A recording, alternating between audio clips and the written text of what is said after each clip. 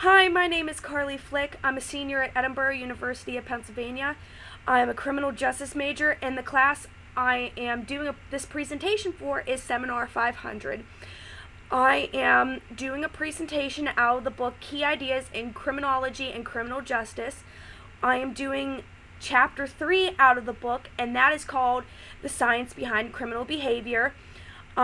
A little bit of what we're about to learn is we're going to learn about Casare Lombroso, a little about him, how what he did framed criminal justice and why we are still learning it in 2016. And we're going to also learn how his theory got debunked and how it was important in Europe, United States, and everything in between. So let's get started. We are going to start with a little bit of background knowledge on Casare Lombroso. He was born in November 6, 1835. Later on in his life, he became the director of a mental health asylum. Also, he became a professor of forensic medicine and hygiene. He pioneered the positive school, and that is where criminals are born as such and not made into criminals. It's nature, not nurture. The positive school does not examine the role of free will in criminal activity. He also coined the term born criminal, and that's pretty self-explanatory. It means you got dealt basically a bad hand in life based on your facial features. And he was finding that criminals had large canine teeth, large jaws, low sloping foreheads, high cheekbones, and various other things. Obviously, in today's age, we know that's not true, but back then, that's what was thought to make a criminal. They never thought it was like the mental capacity or the environment or anything like that. He also had another term called criminaloids, and that's not having any physical characteristics, but they got morphed into a criminal throughout their lifetime and environment. So it's basically the exact opposite of what I just explained in a born criminal. This means family, friends, peer pressure, inside and outside influences got to a person to become a criminal. But the difference is a born criminal was thought to have done harsher crimes like murder and so on, where criminaloids did less severe crimes, so like stealing and so on and so forth. Another thing Casare Lombroso was known for was he encouraged more humane and constructive treatments of convicts, meaning he liked programs that would be more productive for people when they got out of jail. Whereas today we still have those same ideals, but we have more harsher crimes, meaning 18-year life sentences, so on and so forth. And with this, even though we do have programs like the GED program and you do learn trades, it's kind of not the same.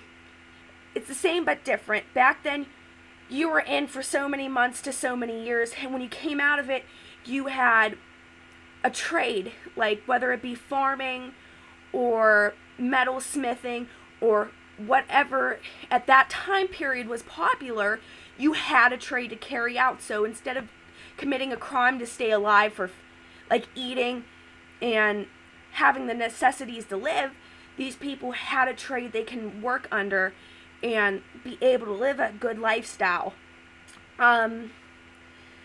His theory was originally just in Europe, and it was hard to translate his other writings to different languages. So at first it would stay from where he was at, and then as word to mouth went, his word spread, and then his knowledge got exchanged into different languages, and now we still learn about him.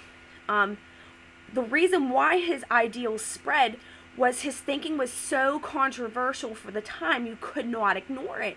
And we're talking about late 19th century, early 20th century here, where the thought of a criminal just having facial features and that's what made a criminal, it's groundbreaking at the time. Even the thought of it now even is I guess for a lack of better words, stupid it is. It's the time period it was in was it's just crazy to think about. And how he communicated his knowledge was not normal. He was very out there, very vocal about it. And for that time, it was like, not I guess, politically correct. His influence, however, has carried past his time. Havelock Ellis, he followed in his footsteps, and he tried to do more groundbreaking work on the anatomy of a criminal.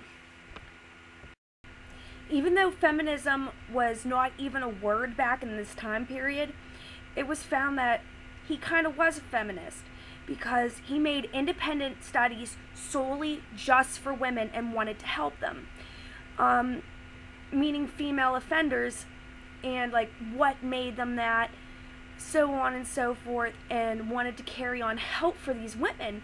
And back then, men did not do that for women. It was a man's world, and we're just living in it, so to speak. And he also, which also leads back to the positive school, he never had the thought or connection that criminal parents made criminal offspring. And as we know now, in today's society and this time, that being a criminal is kind of learned, whether it is through you growing up with your mom and dad going in and out of jail using drugs. You pick up on their habits, on how to deal with feelings, pain, sadness, everything. And if they're using drugs, you're going to think, oh, well, that's what everyone does. They do drugs. And that's just an example. And you just act out, or in some other cases, you go down the wrong road. And it's just peer pressure. Your friends come on, it's just drugs, it's just heroin or whatever it is. You get pressured to do that, and that's outside influences. And as we all know now, that is the case on becoming a criminal. It's not because your nose is so big or your forehead's bigger than the person right beside you. It's not that case now. That's just not how it is. Obviously, we also have forensic science, DNA, all that stuff to debunk what a criminal is. We have fingerprints. It's the only thing on our body next to our DNA that's different from everyone else. He also believed that prison time and in the absolute worst case scenario, execution would be best to protect society and reoffending. Since then, it comes more 50-50s. There's some people where it's like, let's make this painful. Let's make this the worst thing in the world, whether it be the death sentence or jail. Like, why should that person who killed my mom be able to sit there and watch movies and play cards? He should be out in solitary confinement or a supermax jail. So whatever that person thinks. And then we got other people that are all for human rights, which I'm, to be honest, more on that side. But you got people where it's like, get them the minimum what they need, medicine, food, make sure they're okay, don't harm them anyway, don't break the 8th Amendment of cruel and unusual punishment by no means, but just make it more comfortable than just locking them up and throwing the key away forever. In conclusion, as I've stated plenty of times in this video, all of Casare Lombroso's ideas are totally discredited, not true at all, but what is important is that he had these ideas and has shared it with the entire world. It will always be taught, no matter what.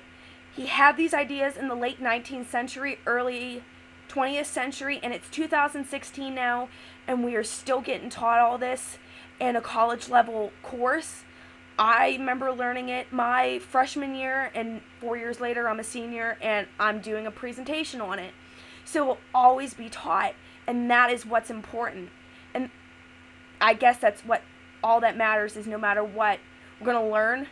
We have learned from it, and we're going to learn about it. I hope you enjoyed my video. I hope you have a great night and a great year. Thanks.